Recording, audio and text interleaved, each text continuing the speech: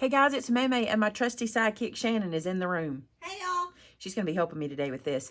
Okay, you guys know that I'm on a mission to find an affordable, easy to use, manual embossing machine for you guys. The reason for that is my two favorites have been discontinued.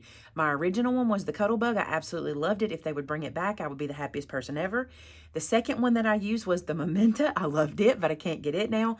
So I wanted to find something that we can have. So we're trying out today the WRMK Revolution.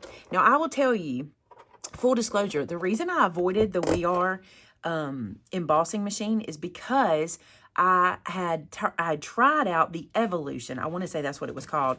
My aunt had purchased the Evolution and I didn't really enjoy it.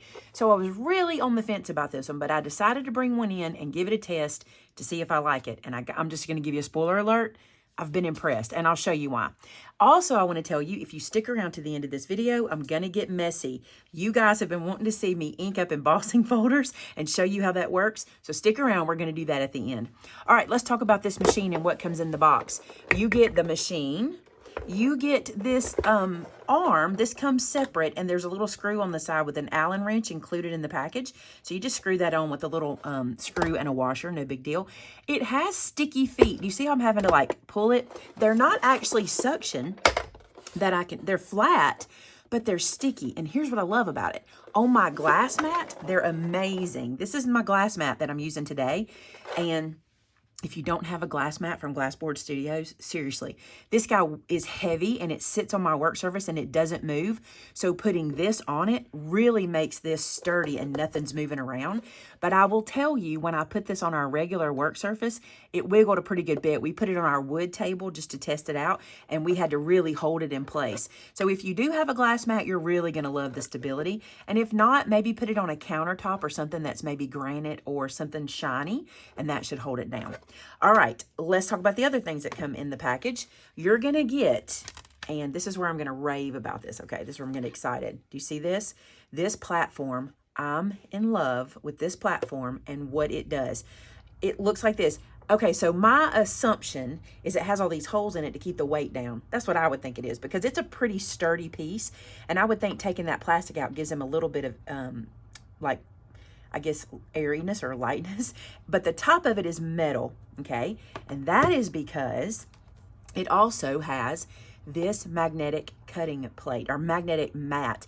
And it is a mat, not a plate, because it's kind of soft.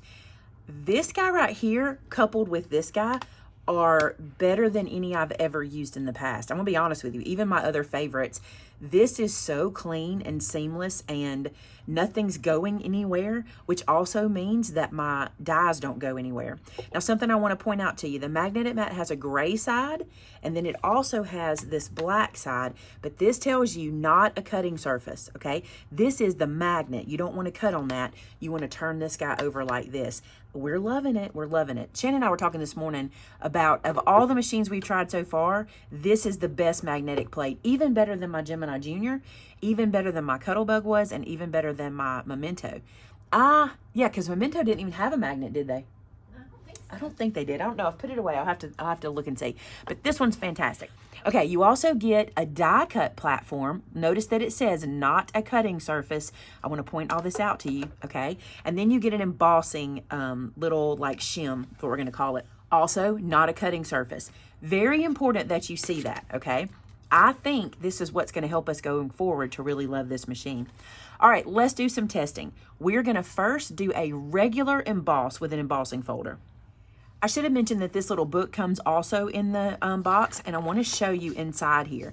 So it shows you the directions for putting on your little Allen wrench, okay?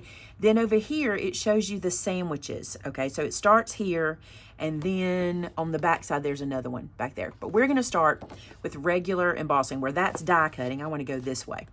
All right, this suggests for regular embossing that you use the platform, the embossing plate, the embossing folder, and then the die cutting mat. And we'll do that, and I'll show you the results. And then I'm going to show you something that we discovered that we think is a little better. So I'm going to take this off. All right, I'm going to place this down. That's the embossing plate, okay? Then our folder, and we're going to put our material inside of it. I love this brick folder. It's from, is this Dress My Craft? It is. I think it's Dress My Craft. I love the brick. It's really pretty. And then we're going to put the die cutting plate on top. Now, there's something I need to point out to you. We discovered this the hard way.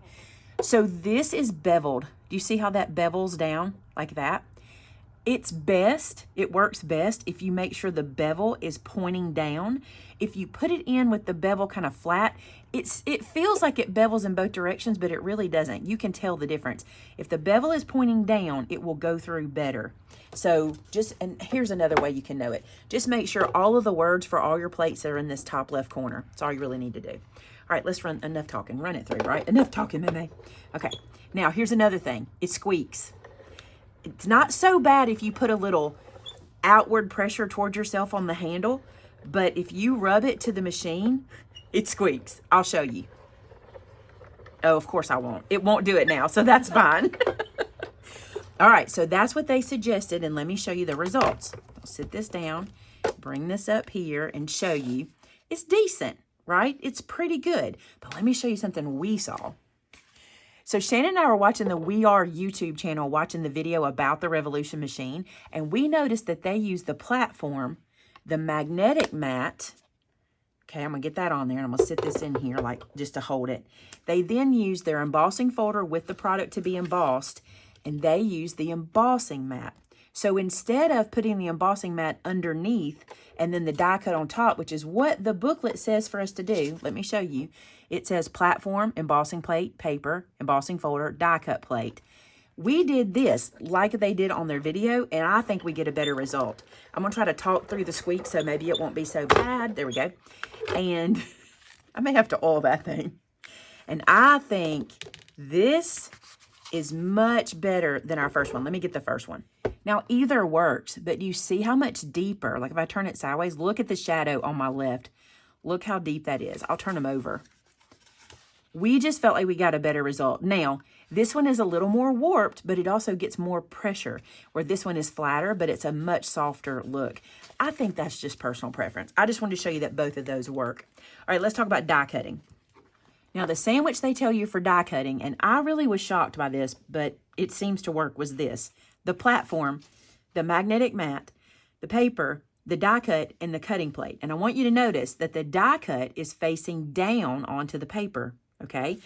I thought, that can't be right. Why would I want to cut into this beautiful magnetic mat? Well, we did it because it's what it told us to do. And can you see that piece right there? That was the one we did first. And when we first did it, it was pretty deep. But now I can see it, but when I rub my finger over it, I can barely feel it. Now, these two we did today, and I can still feel those. But I'm thinking there's a little self-healing in here, which I like. All right, so platform, magnetic mat, product to be cut, and a die. This is a die from the Dress My Craft circle nested. What is this called? I want to make sure I tell you. Stitch scallop circle, because they're super cute. And watch what happens. First off, I want you to watch me when I put this down, if I drop it on the glass. See that? How long it took to settle? Let's do it again. See that? Watch this. That magnet is serious, and I love that. I love how sturdy and how quick that guy locks into place. All right, then we're going to use our die cut plate across it with the bevel facing down. So I'm going to place that in like that, and we're going to roll it through.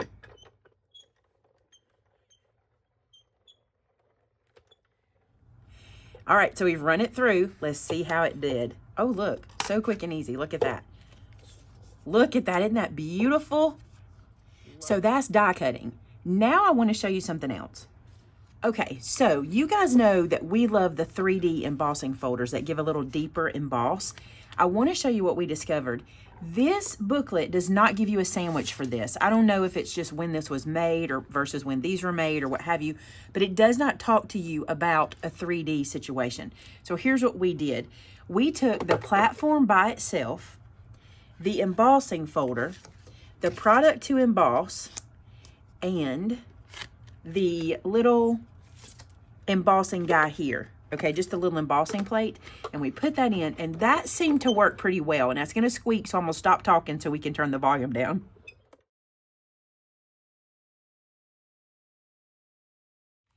And that works pretty well with those. But I've noticed when I'm doing my quilt cards, it's even a better, deeper impression. And I think that's because I layer images there and it works even deeper. I'm going to show you that too in just a second. All right, so that is embossing, die cutting, 3D. That's everything with this, all the product that comes inside. And I'm just going to tell you this. I really like this machine. It comes in right now. This is February of 2023. It retails for $149. And honestly, for the quality, I think that's good. I wasn't sure because, like I said, I'm trying out a bunch. And so you know, I have another one in the mail to me to try out. Not this one, another machine that I'm going to try out. And again, if you guys have one you want me to try out, let me know because I'd like to see. But we brought into our store like 6 of these, not very many, because I just wanted to see if you guys wanted them. And if you do, we can bring in more. But at this point, I would use this as my manual, because you know my Gemini Junior is my electric. So I would use this as my manual and be happy about it, especially this. I'm interested to see how long this holds up, but I feel like it's, like I said, it's really kind of self-healing situation, and I really love it. All right, let's get our fingers dirty. Now, for the next part of this video, this is how much I love y'all. I'm going to literally make a mess for you, and I think you will enjoy it. So you guys have been asking me whenever I'm making quilt cards before we emboss them, what it would look like if I did the ink dragging on the embossing folder before we ran it through. And I've said over and over again, it's not my favorite thing to do because it makes your fingers messy. It also stains your embossing folders. So you can see here that my embossing folder is stained pink, and I have cleaned this with Squeaky Clean. I've not tried scrubbing it with like soap and water or anything, but that's where we are right now, but we're going to use it again, so we're going to go from there.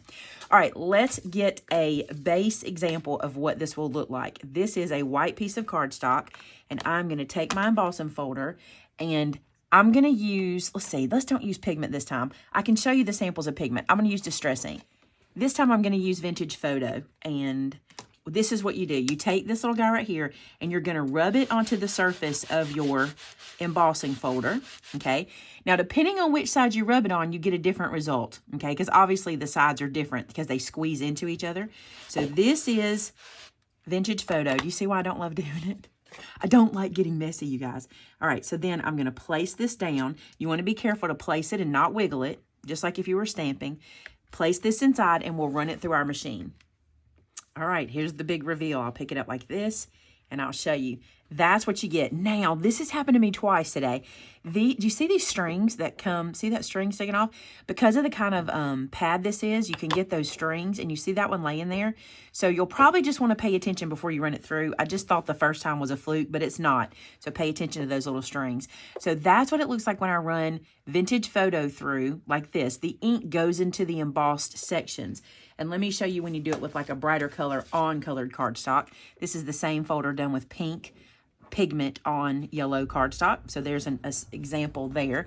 Now let's do a quilt.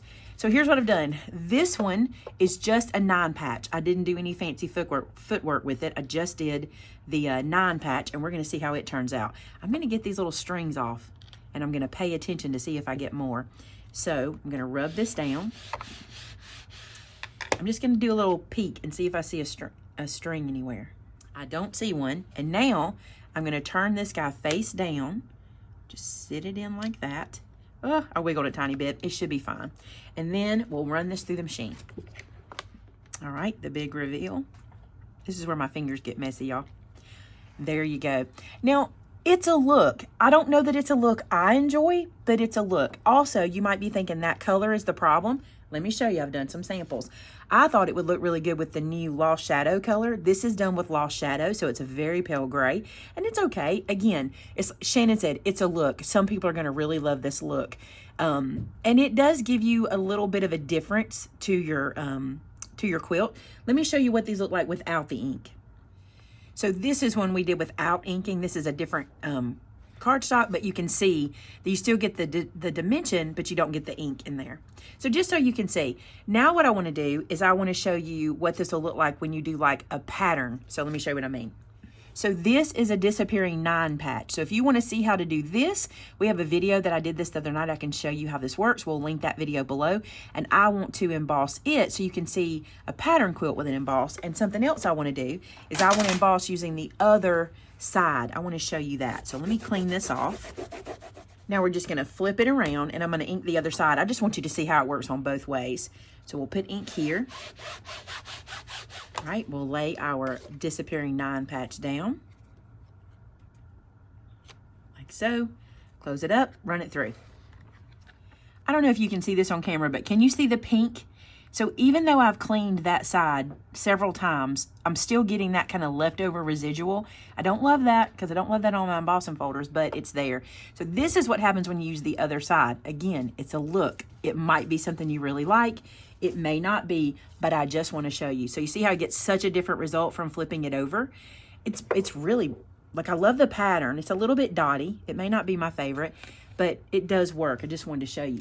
Let me also show you, when you use colored ink, this one and this one are done the same way with the pink and the vintage photo. So I hope that kind of answers like questions about what that's like. There's the solid pink, and then of course the other two we did here in the demo today. I just wanted you to see what people were talking about because it was in the comments a lot, like, why don't I ink this up before I run my quilts through? I don't love the look. I don't. You might. Tell me in the comments. Listen, it's fine. Everybody has a favorite thing. If everybody liked the same thing, the shelves would be real bare in the stores, wouldn't they? When it's time to decorate, everybody'd be like, there's one bunny to choose from for spring, right? One blanket. It just doesn't work like that because we all like something different. So let me know in the comments what you think. Also, if you have this machine, let me know what you think of it. I really like it. I think for me, the magnetic mat and the stability has got me sold pretty good. And Shannon agreed with me. She said that that magnetic mat is the best one she's ever seen. I mean, it really is. It's real nice. And the platform. And how sturdy the platform is. All right, guys, that is our demo on the Revolution. That is us getting our hands dirty with the inking. If you would like to see how the quilt cards are done, we'll link those videos for you, or the quilts themselves, and then how they look put on cards. We'll link those videos for you. I hope you enjoyed this one. Thanks so much. Let me know if there's another one you want me to try out because I love trying them out. And until next time, bye now.